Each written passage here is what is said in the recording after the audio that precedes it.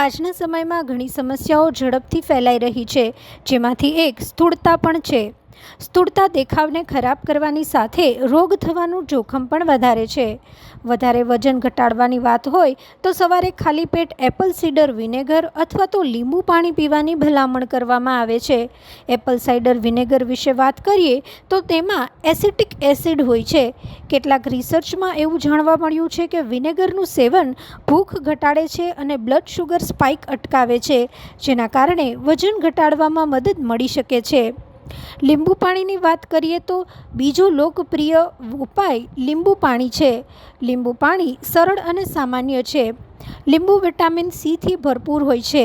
તેનું સેવન કરવાથી શરીર હાઇડ્રેટ રહે છે, પાચનમાં સુધારો થાય છે અને રોગપ્રતિકારક શક્તિ વધે છે. પણ લીંબુ પાણી ચરબી બાળતું નથી. તેનાથી શરીર ડિટોક્સ થાય છે.